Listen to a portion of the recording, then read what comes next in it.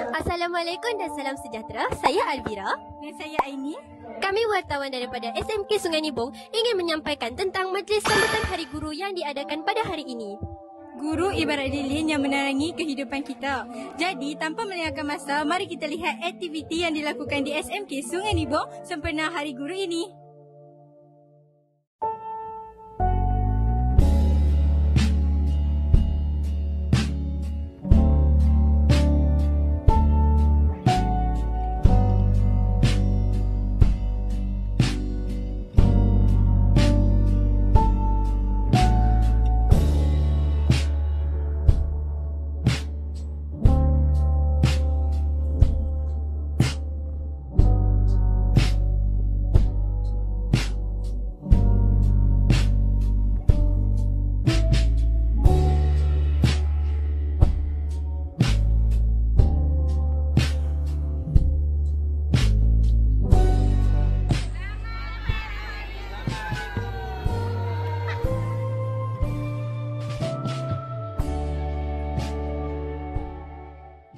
Dengan ini, mari kita terjah warga SMK Sungai Nibong untuk bertanyakan soalan. Let's go. Okay, cikgu, saya nak tanya cikgu sedikit soalan boleh?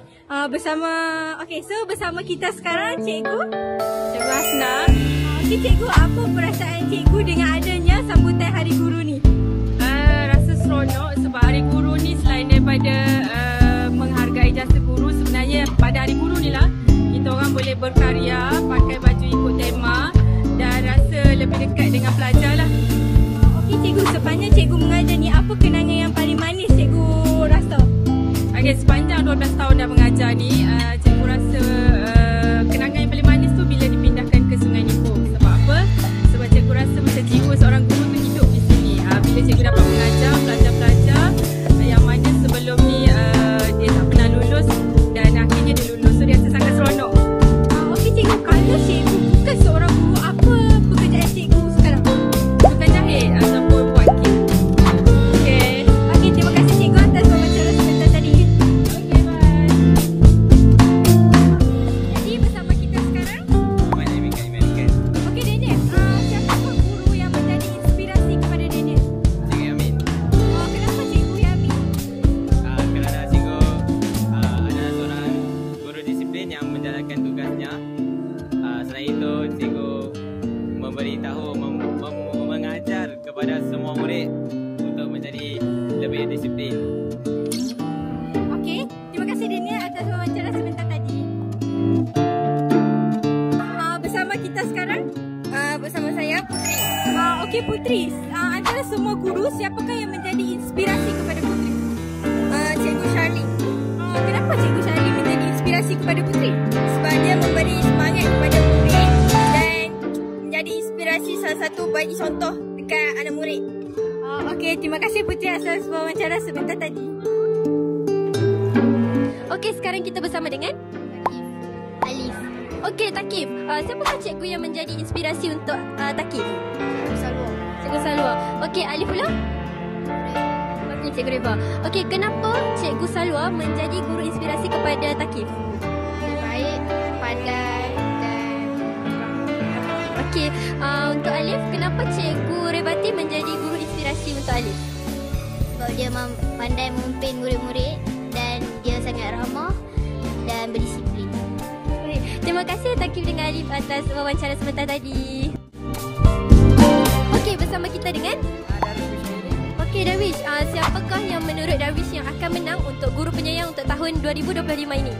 Pada pendapat saya, Cikgu Irma, kerana dia sangat caring lah dengan murid dia. Itu sahaja? Adakah cikgu lain yang mungkin akan memenangi guru penyayang? Yang besar juga Cikgu Hashimah. Cikgu Hashimah. Kenapa Cikgu Hashimah? Kerana dia sangat penyayang, penyabar dan sangat caring jugalah untuk murid dia. Okey, baik. Terima kasih Darwish atas wawancara sebentar tadi.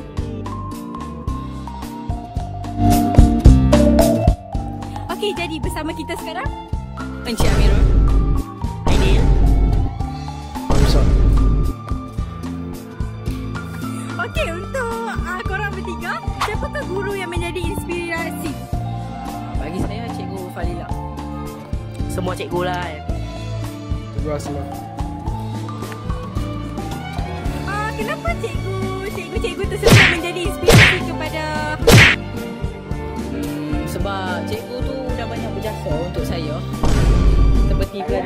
dia bagi kat saya ilmu. Sebab saya pilih semua cikgu. Cikgu ni mempunyai tugas yang sama macam mengajar. Walaupun dia tak pernah masuk kelas kan, tapi dia ada juga pelajaran tu. Sebab kata Cikgu Wan, siapa je yang ajak hang, tu adalah cikgu hang. Sebab kata Cikgu Wan lah.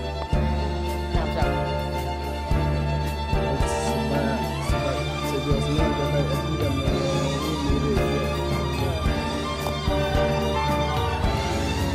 Okey, baik. Terima kasih atas terima kasih kepada Amirul, Aidil dan juga Amsyah atas wawancara sebentar tadi. Ainin, kita telah sampai ke penghujung acara.